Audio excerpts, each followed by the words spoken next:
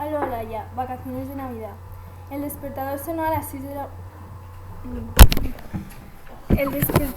El despertador sonó a las 6 de la mañana el 3 de enero. Normalmente me hubiera costado levantarme ya que era muy pronto, pero no me importaba. Llevaba esperando ese día un año entero. Me levanté con mucha ilusión y desayuné muy rápido con mi familia para coger el coche y llegar lo antes posible a los Alpes, donde estaríamos una semana esquiando. No íbamos solos, siempre vamos con unos amigos a los que solamente veo durante esa semana. Por tanto, eso hacía que estuviera aún más emocionada.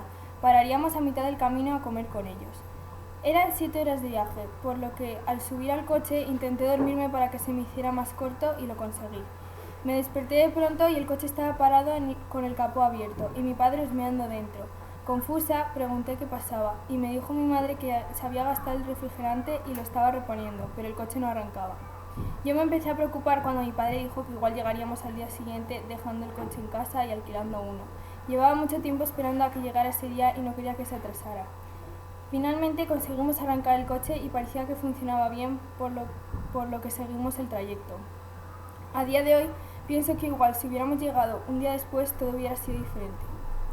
No comimos con ellos porque nos retrasamos mucho parando con el coche, pero llegamos bien, alquilamos el material, vi a mis amigos y fuimos todos juntos a un apartamento a ver una película como todos los años. Luego cada uno nos fuimos a nuestros respectivos apartamentos despidiéndonos hasta el día siguiente para esquiar todos juntos. Aquel año fue diferente, porque vinieron 2 amigos más con sus familias y conocí a 3 niñas recogiendo el material, así que yo estaba encantada porque éramos muchos niños de la misma edad. Yo por aquel entonces tenía 10 años aproximadamente. Me desperté al día siguiente y me puse a toda prisa al equipo. Desayuné y salí por la puerta con aquellas grandes e incómodas botas y los esquíes en el hombro como me había dicho mi padre que me los colocase. En la pista ya estaban todos preparados y nos disponíamos a hacer la primera subida en el telesilla, pero yo aún tenía que esperar con mi hermana a que mi padre viniera con nuestras tarjetas para poder subir. Así que todos subieron excepto nosotras, que nos quedamos con un amigo de mi padre esperándole y este no llegaba. Finalmente llegó corriendo torpemente a causa de las aparatosas botas y a toda prisa me dirigí a los telesillas para subir de una vez, pero al llegar el remonte se paró porque alguien se había caído. Normalmente no suele estar parado mucho tiempo, pero no se movió, en lo que a mí me pareció una eternidad. Parecía que el destino no quería que esquiara, igual era por alguna razón. Finalmente subimos en el remonte y llegamos arriba donde el resto del grupo nos estaba esperando. Hacía muchísimo frío y viento, así que mis manos no tardaron en congelarse. Bajamos unas cuantas pistas todos juntos hasta que llegaron las 12 de la mañana. Esa era la hora en que los niños nos separábamos para ir a nuestras respectivas clases. Aquel año recuerdo que me tocó con Laura y con Luis en la misma clase, los cuales eran mis mejores amigos de la excursión, así que estaba muy contenta. Nos juntaron con un grupo de 5 niños que habían ido a esquiar en el colegio y fueron muy simpáticos con nosotros. El monitor se llamaba Francisco, pero nos decía que le llamáramos Fran, y él también era muy agradable. Subimos en el mismo remonte Laura, Luis, una niña que se llamaba Carol, otra que no recuerdo su nombre, y yo. Recuerdo que las 2 niñas eran muy tímidas, pero nosotros 3 nos pusimos a cantar en el telesilla y enseguida se unieron. Llegamos arriba y hacía aún más viento que antes. Yo me asusté un poco, pero nos dijo el monitor que era normal y que abajo estaría más calmado. Hicimos unas cuantas bajadas en fila india reproduciendo los movimientos de Fran, ya que sí era la hora de acabar la clase, pero todos quisimos hacer una última bajada, así que nos montamos de nuevo en el remonte.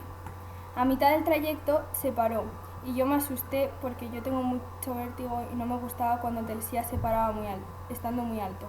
Además hacía incluso más viento que antes y eso me daba aún más miedo. Laura y Luis lo sabían y para hacerme rabiar botaban y lo hacían mover adelante y atrás mientras yo gritaba que parase. Al fin el remonte volvió a moverse, aunque quizá hubiera sido mejor que se hubiera quedado parado allí o incluso que hubiera empezado a dar marcha atrás. Llegamos al final y hacía un viento fortísimo, apenas se podía avanzar, así que nos quedamos en una cabaña que estaba al lado del remonte hasta que se calmó. Salimos y como ya hacía muy buen tiempo y Fran vio que nuestro nivel era bueno, nos dijo que íbamos a ir por un sitio mucho más divertido y acto seguido salió de la pista y nos llevó por un lugar donde la nieve no estaba pisada. Fue el primer fuera de pista de mi vida. Empezamos a descender sin problemas y el monitor tenía razón. Aquello era muy divertido. Fran nos dijo que quería ver cómo lo hacíamos, así que bajó el primero y nos dio la señal para que fuéramos bajando. La niña, que no recuerdo su nombre, fue la primera en bajar y lo hizo muy bien. El segundo fue un niño que se llamaba Marcos. Yo era la tercera, así que mientras Marcos bajaba, yo estaba mirando fijamente a Fran esperando la señal. Y de pronto vi cómo se le disipaba la sonrisa y aparecía en su rostro el terror más puro, con la vista fija en lo alto de la montaña, y soltó un grito de terror. Yo, asustada, miré detrás mío. Había oído lo que era una luz y había visto fotos de alguno, pero nunca lo había visto en persona hasta aquel momento. Un monstruo enorme de nieve descendía por la montaña y se dirigía a donde estábamos nosotros. El profesor gritó que fuéramos a donde estaba él, y una vez a su lado, temblando, nos dijo que le siguiéramos lo más rápido que pudiéramos. Yo estaba muy nerviosa, así que la adelanté porque veía la masa de nieve cada vez más cerca. Estaba pisándonos los talones, y pensé que igual si me quedaba quieta pasaría encima mío y no me pasaría nada. Miré a Laura y a Luis. Se habían quitado los esquís y estaban tumbados en el suelo. Decidí hacer lo mismo. Me quité los esquís y me tumbé en el suelo. Fran había hecho lo mismo y nos estaba dando instrucciones, pero yo no oía nada.